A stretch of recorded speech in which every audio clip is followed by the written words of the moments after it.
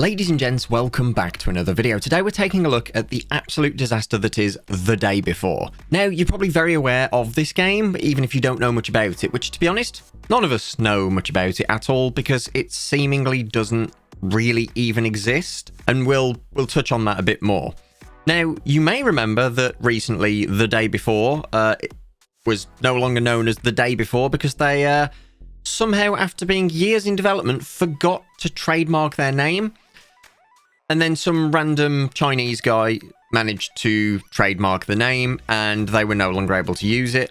I'm not sure what's happening with that anymore because they still seem to be using it. Maybe this was resolved, something I'm going to have to look into. But that's not what we're here to talk about today. Today, we're talking about their latest trailer. Now, after years of people saying this game can't be real, just nothing about it seems real. It's from a studio no one's heard of. They've not really put out any games that are any good or on this scale before, and they've all flopped shortly after release. So how have they managed to make this game this quickly? And that's a good question. The answer is volunteer work. Now, while I'm not against volunteer work, they're running a paid published game after publishing 3 games prior. So they have money. They should be paying their staff, or at least have a core team of staff they are paying. It would be very hypocritical of me to say that voluntary work is nonsense. I myself use a team of volunteers to work on the game that we're currently working on, Nightmare World. And I am also volunteering as lead on this project as well as developer, none of us taking any money. However, The Day Before just seems off. The game seemed to have too much of a scope to it and didn't really show any of that scope, which while not damning, is definitely it's food for thought, especially when you take into consideration the promises of this game. A huge, massive open-world zombie survival game with insane graphics. Well, they recently moved their engine to Unreal Engine 5, and in a trailer showing off this, it fell apart very quickly. As you can see on screen, the new trailer is a complete clone of the Call of Duty Black Ops trailer. Shot for shot, scene for scene, in exactly the same order.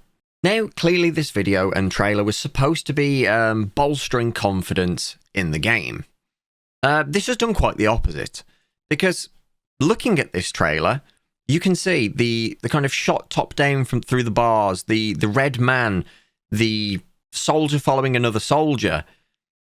All of this is just the same. They've copied a trailer 100%. And it didn't take the internet long to figure this out. I'm talking within an hour of release. People had figured this out. A lot of their screenshots as well are straight up copies of screenshots from The Division. This tells me that their art team are not just taking inspiration from other games. That's more than fine. That's what they're there for. And what's the saying? It's something to do with that every creation is just an adaptation of the prior thing. And that's true. This is the same with books, films, songs, games. It's all the same. But there's taking inspiration, and then there's your work, your piece of art, your storytelling vessel is identical to everything else in every way. And there is no mistake, there's no mistake to be made here. They are just straight up copies. Now, I've been following this game for well over a year, probably closer to 2 years, and I've always thought that this game wasn't real. And I know what you might be thinking, but Callum, we're watching the trailer of it right now. It exists. Now, you'd be right in thinking that. We are watching a trailer of something. However, it feels to me like what they're showing is more of a demo and not a game. And the reason for this is, every time they've had a live stream that was supposed to be showing off the game live, it's been delayed, then delayed, then delayed. Then when they actually did do a live stream, the guy playing the footage live, well, it seemed like just that, footage. It almost seemed like he was watching a video of pre-recorded or pre-rendered stuff, and that his reactions to things happening in the video, or in the game as they were saying, almost felt like it was him reacting to a video, like he wasn't even sure what was coming up, but then when it happened, he had a few more seconds to think and react, because he wasn't on the spot in the game, and his kind of reactions to things that happened didn't really align with the next actions that were taken in the game. It was this whole weird thing, and it's continued to happen. And then when you look on top of that, you look beyond all of this, the fact that they didn't copyright or trademark a name for a game they were going to publish that had been in the works for 2 to 3 years, how does that happen? With a real game, with something where you've got your product on the line? Well, the answer to that is it doesn't. Ever. I mean, there have been very rare cases, but this one just felt off purely because of everything we've seen with this game leading up to this. I'd be willing to bet that this game is just that, a tech demo. And there is no actual multiplayer, no game to play right now. And what they're doing is they decided to announce this as a game when it wasn't. And they hope that over the years, their kind of prototype would raise enough hype and money to be able to actually make the game that they were showing. And it's not really worked, because there was skepticism from the very beginning, and that has carried on until today, and it has only grown more and more prevalent.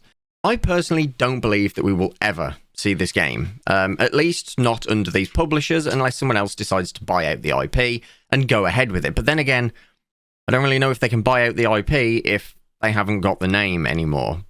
So this just seems to have gone from bad to worse for the day before. It's definitely going to be a topic that I continue to follow, because there's just something sketchy about this, and my alarm bells are ringing, as are many other content creators. Anyway, you may have noticed that I have been a little bit absent over the last month, for pretty much the whole month. And the reason for that is myself and Josh Drive Hayes and the rest of the tabletop role-playing group that we run, Session Zero, have been building an actual physical tavern. We didn't just want to make a set for our live streamed and recorded, tabletop roleplay game sessions.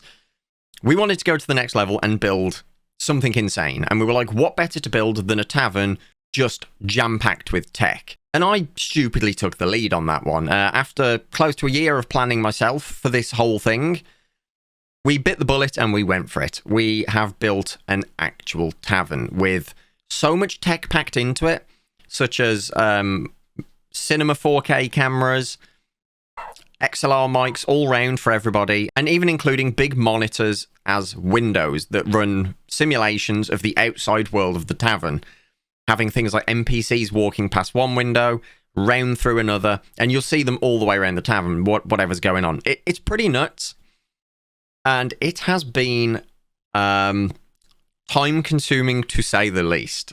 We're talking 3.5 weeks of 10 to 12-hour days every single day, building, tech troubleshooting, and just constructing this actual tavern. But it is done. We have finished filming as well for the first season, and I am back, and I'm in business again.